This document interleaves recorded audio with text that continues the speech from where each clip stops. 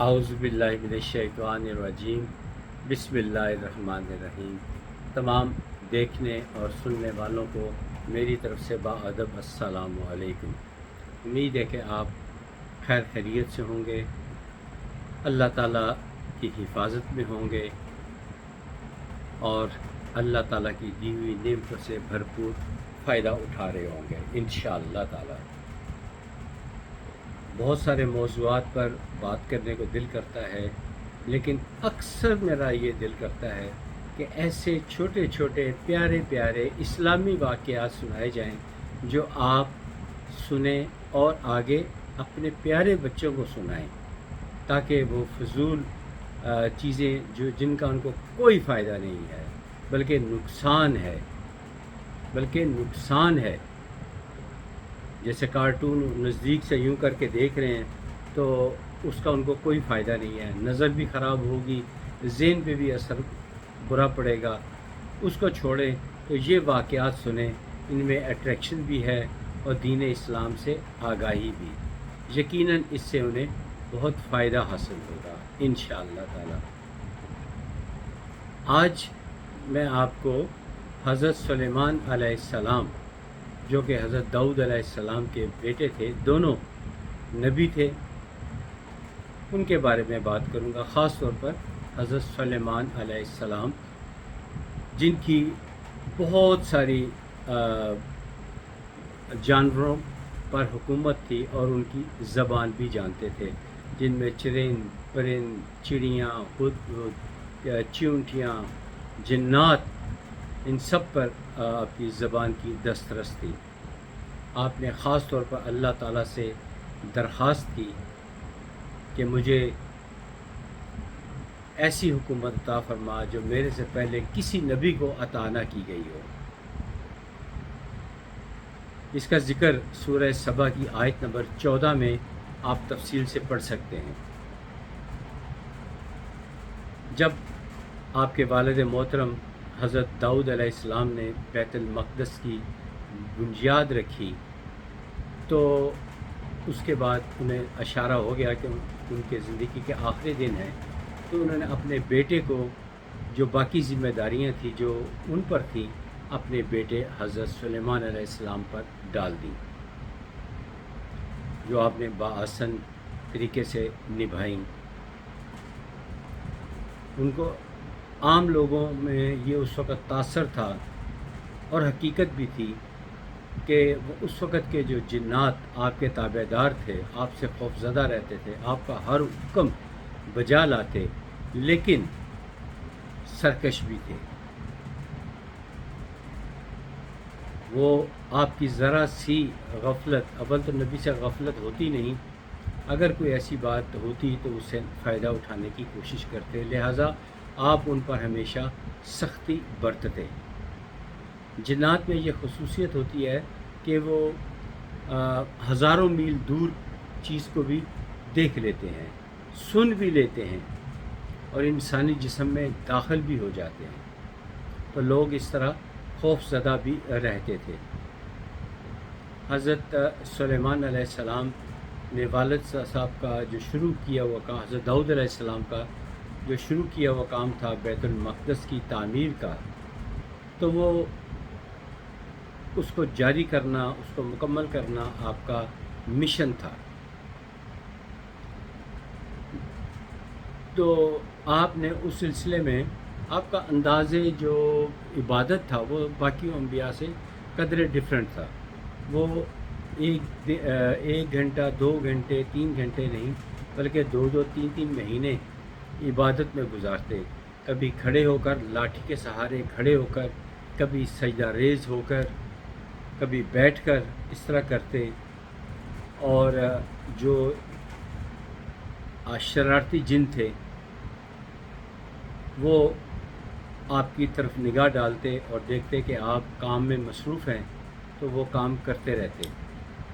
وہ بھاری بھرکم پتھر جو آج مسجد بیت المقدس، جس کو ہم بیت المقدس بولتے ہیں، وہاں لگے ہوئے ہیں، وہ سب جنات کے لگے ہوئے ہیں۔ اب یہ میں واقعہ جلدی وائڈ اپ کرنا چاہتا ہوں۔ آپ کی ख्वाहिश थी کہ میری ज़ندگی میں ہی یہ سارا کچھ مکمل ہو جائے، اور یہ اللہ تعالیٰ سے انہوں نے دعا بھی کی تھی. لیکن جنات جو تھے وہ چونکہ ایک جالی تھی، سوراخ میں سے آپ کو دیکھ لیا کرتے، ڈرتے ڈرتے نزدیک جانے کی ان میں ہمت نہ تھی. تو وہ یہ جانتے ہوئے کہ حضرت سلیمان علیہ السلام نے ہم پر نگاہ رکھی ہوئی ہے، تو انہوں نے کام کو جاری رکھا. مسجد اقصیٰ کی تعمیر، بیت المقدس کی تعمیر جو تھی وہ جاری رکھی. پھر کیسا وقت آیا کہ اللہ تعالیٰ کے حکم سے حضرت سلیمان علیہ السلام انتقال فرما گئے، لیکن جو جنات تھے انہیں پتہ نہیں چلا،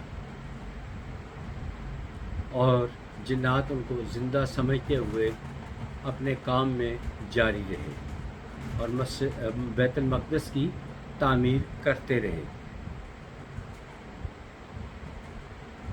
ایک دن ایک شرارتی جن نے جو جالیاں تھیں ان جالیوں میں سے غور سے دیکھا تو جو آپ کی لاٹھی مبارک تھی اس میں دیمک لگی ہوئی تھی، اور حضرت سلیمان علیہ السلام تھوڑا سارا سرک گئے ہوئے تھے. اس سے اسے شک پڑا. اس نے باقی جنات کے ساتھ بات کی اور ان کو آگاہ کیا، تو وہ کافی ڈرتے تھے، لیکن ڈرتے ڈرتے جب جا کے دیکھا، چیک کیا، تو آپ زمین پر لڑک گئے. ثابت ہو گیا کہ آپ کا انتقال ہو چکا ہے. پھر وہی ہوا، تمام جنات جو ہیں وہ اپنی سرکشی پر اتر آئے اور ان کو اسی حالت میں چھوڑ کر چلے گئے. یہ حضرت سلیمان علیہ السلام کا ایک ایسا واقعہ ہے. واقعات تو بہت زیادہ ہیں، بہت زیادہ واقعات ہیں. کچھ میں آلریڈی اپنی ویڈیو ویلاگ میں پیش کر چکا ہوں، ایک جس میں سے ایک یہ بھی شامل ہے.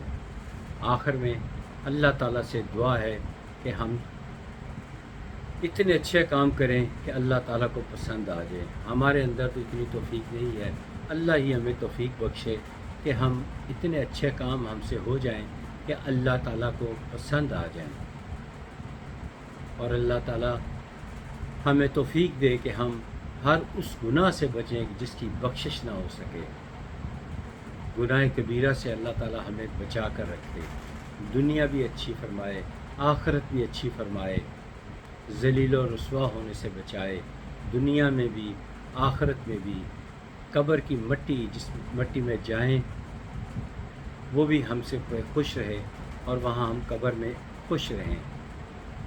موت برحق ہے، اس نے آنا ہی آنا ہے. اللہ تعالیٰ ہمارے لیے قبر میں آسانیاں پیدا فرمائے، روز قیامت نبی پاک صلی اللہ علیہ وآلہ وسلم کی شفاعت نصیب فرمائے، اور روز قیامت اللہ تعالیٰ ہمیں بغیر حساب کتاب کے بخش دے. اگر حساب کتاب کے چکر میں پڑ گئے تو پھر بہت مشکل ہو جائے گی. ایک حدیث پاک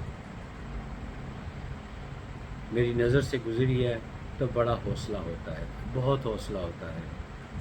جب روز قیامت ہوگا، دن ہوگا، تو ہر شخص تھر تھر کانپ رہا ہوگا اور پسینے میں ڈوبا ہوا ہوگا. تو اللہ تعالیٰ چونکہ ستار بھی ہیں، غفار بھی ہیں، جو آج بھی ہیں اور روز قیامت بھی ہوں گے، تو اس وقت اللہ تعالیٰ خیمے میں تشریف لائیں گے، پردے میں تشریف لائیں گے، اور بندے سے پوچھیں گے، اے میرے بندے مجھے پردے میں بتا دے یہ گناہ تو نے کیے ہیں. ظاہر اس وقت کوئی جھوٹ تو بول نہیں سکے گا. تو اللہ تعالیٰ خوش ہو جائیں گے اور کہیں گے جا میں نے تجھے معاف کیا. دعا کریں کہ اللہ تعالیٰ ہمارا روز قیامت انجام بخیر کرے. اللہ تعالیٰ ہم پر نرمی برتے. یہ دنیا ہم کافی حد تک گزار چکے، جو باقی بچی ہے اسی میں کوئی چند ایک اللہ تعالیٰ کو اچھے کام کروا لے کہ روز قیامت ہم ہر قسم کی سہولت جو ہوتی ہے اس سے فائدہ مند ہو سکیں، بہرہ مند ہو سکیں. اللہ تعالی ہمیں گناہ کبیرہ سے بچائے اور اللہ تعالی عزت آبرو کے ساتھ اس دنیا سے لے کر جائے. آمین ثم آمین. اگلی ویڈیو تک اجازت دیجیے، پھر ملاقات ہوگی. خدا حافظ. السلام علیکم ورحمۃ اللہ وبرکاتہ.